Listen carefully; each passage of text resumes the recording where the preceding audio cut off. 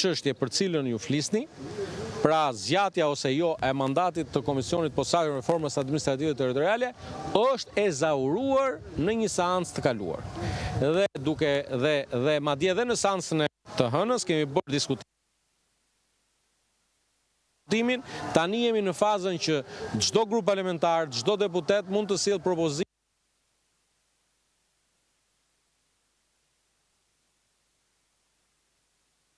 ligjin për ndarjen administrative territoriale apo ligjet e tjera që rregullojnë pushtetin vendor të vinë propozime, sikurse ne ruajmë të drejtën si grup parlamentar të bëjmë edhe propozimet tona.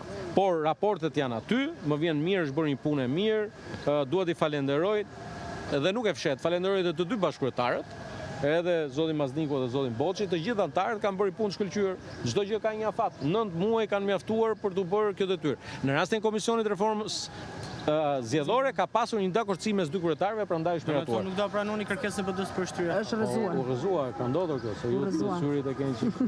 Po harta juaj Dhe së dytë një draft zoti Balla kur do e keni për hartën territoriale? Sa bashki propozoni? Shumë mirë që bëni këtë pyetje.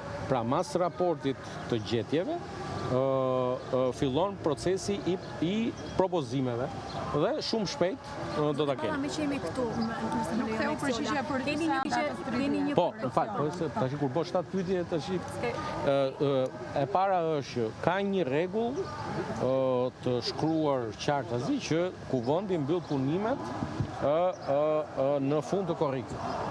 Dhe natyrshëm në komisionet do të vazhdojmë punën dhe në rast mos harroni që kemi dhe atë që quhet seanca java e gjelbërt, në rast se do ketë produkte, padyshim që do duhet të ketë edhe seancë, s'ka si problem. Qeveri nesër, në mbylljen e grupit?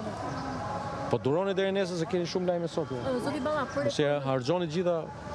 edhe një pyetje për reformën territoriale, se Partia Demokratike ju akuzon, ju kritikon se ju më së paki do të reduktoni numrin e bashkive me të paktën 20 bashki.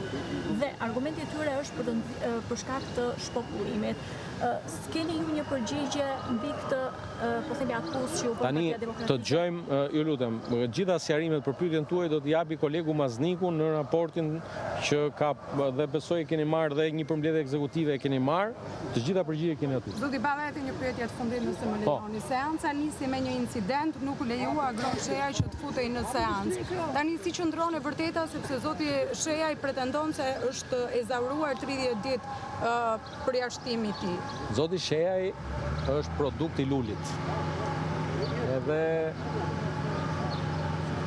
si luli nuk dinte të shumëzon dhe ky s'dit numroj. Ta Ka mbaroj. një vendim? Po ta mbaroj. I datës 22 qershor se. Goni e tje, po më bërë pyetje. Po s'dita nuk, është edhe ty. Po kur është dënuar zotëria? 22 qershor. 22 qershor. Atë shumë. Me 22 qershor është dënuar për 30 ditë. Pa, shumë. Dhe 2-3 ditë më pas ka depozituar një kërkesë në byron e kuvendit për rishqyrtim. Me ndryshimet e reja rregullore në kuvendit, në momentin që depozitohet kërkesa për rishqyrtim, pezullohen afatet. 40 dhjetorët e shqyrtimit të pra 2 ditë, se 40 dhjetorët bëjnë 2 ditë. 40 dhjetorët e shqyrtimit, sa ka qenë koha, transpozohen si afate në fund të pra si ko nga data 22 nuk llogariten më 30, po llogariten 32. Matematike thjesht kush merr pak vesh nga afatet dhe gjëja që duhet ta dini se ai është një delirant që mundohet që të domethënë për të rëndësi ka sa like merr tek videoja e TikTokut, nuk ka rëndësi kontenti. Dhe është shembulli më i qartë se si një deputet nuk jep shembullin i parë të respektimit të vendimeve. Pra, zotërisë i mbaron afatin nesër, sepse nga data 22 kush ditë numëroj, po t'i shtosh dhe 31 apo 32 si i bie, i shkon afatin nesër. Shumë e thjeshtë. Dhe dje, dhe unë jam interesuar, as nuk e dija fare që kur i mbaron afatin këtij, domethënë gjëja më pak e rëndësishme. Dhe t'ju them drejtën, di dhe u informova, pyeta dhe kryetarin e kuvendit dhe shërbimet, dhe kryetari i kuvendit dhe shërbimet e kuvendit e kishin bërë të qartë, të kulluar të pastër gjithë sqarimin. Ja kanë thënë dje, kanë thënë zotëri të mbaron prende. Po tash me qenë se duhet me morë çik video tash, se jemi edhe jashtë vëmendje, aty s'na lënë të hamë në vezë. Ktu s'vin dot. Edhe hajtë se po bëhemi, po shtyhemi, që në fakt është një shkelje tjetër që duhet merren masa për të marrë dënimin e radhës. Zoti Balla, një koment për banorët e Prenjasit që kanë kundërshtuar bashkimin me Librazhdin. Faleminderit, si deputet i zonës. faleminderit Klajdi, unë ju e dini fare mirë, nuk i kam shkëputur kur kontaktet me vëllezërit e motrat e mi të gjithë krahinës së Librazhdit, edhe të Rajcës, edhe të Quksit, edhe të Stravajt, edhe të qytetit Prenjësit. Por duhet kuptojmë një gjë që gjithë e dini.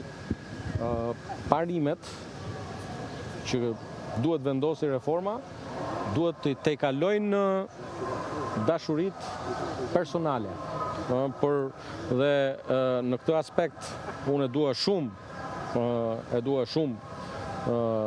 Rajcën, e dua shumë Prenjasin, e dua shumë Stravajn, e dua shumë Quksin, 4 njësitë administrative që përbëjnë bashkinë, por reforma administrative nuk do jetë këtë me që është Aulanti i lidhur me atë zonë, nuk do ta pranojmë, këtë tjetër do ta pranojmë.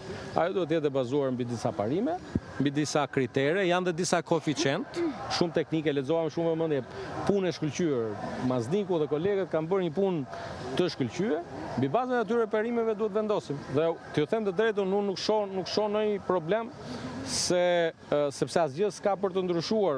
Në Prenjas do të ketë padyshim do jenë zyrat, do jenë gjitha shërbimet, asgjë s'ndryshon, por bën bashkime të forta. Megjithatë, do jem ndoshta të shtunën atje për të takuar me banorët, edhe për shkak se... Pra ju e konfirmoni bashkinë e parë që do shkrihet? Jo, nuk e kam... E para është, Eksiola ke një përpjekje gjithmonë çik më të shpesht për të tjetërsuar ato që thash unë.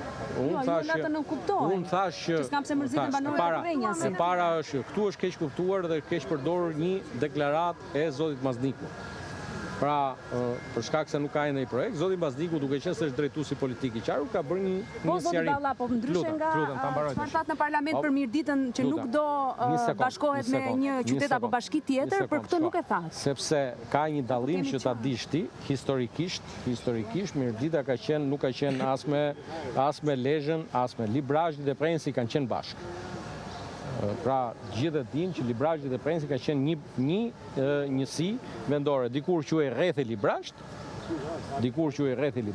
pra gjitha 11 njësitë administrative që përvojnë ishin pjesë, rrethi u shkëput, por megjithatë t'i lëm kohë vetes dhe do i bëja thirrje miqve të mi atje që me qetësi, sepse për shkak dhe mund t'ua them, dhe ky është me qenë se ma kërkuat.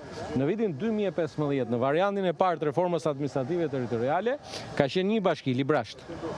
Në ato kohë pati një kërkesë, nuk ishim vetëm, kishte edhe aleat, edhe unë kam ndërhyrë atëherë për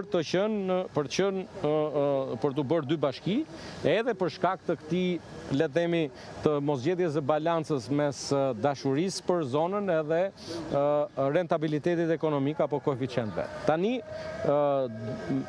me qetësi, me durim, pushtetet vendore në të gjitha këto bashki, në të 61 bashkit, do kenë mundësi, sepse kështu e kërkon kushtetuta, kështu e kërkon ligji për qeverisjen vendore, brenda 60 ditëve nga momenti i propozimit, duhet marrin ato kohën për ta shqyrtuar, dhe një gjë duhet ta dinë, këto nuk zgjidhen me protestë. Këto zgjidhen me komunikim, këto zgjidhen dhe unë kam shumë besim që ata që më duan atje ku janë, do ta kuptojnë më së miri qëllimin e mirë të çdo reforme që marrim. Zoti Balla, me që kalum këtë dashurit personale, Rogozhinën do të jepni gjithën Kavajës, flasun për dashurinë personale, apo do të jepni një pjesë Peqinit dhe Elbasanit në këtë bashkimin e ri?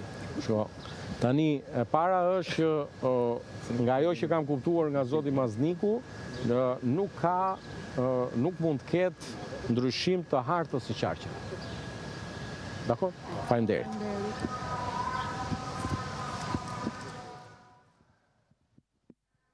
Ishte Aulant Balla në këtë komunikim me kolegët gazetar jashtë parlamentit.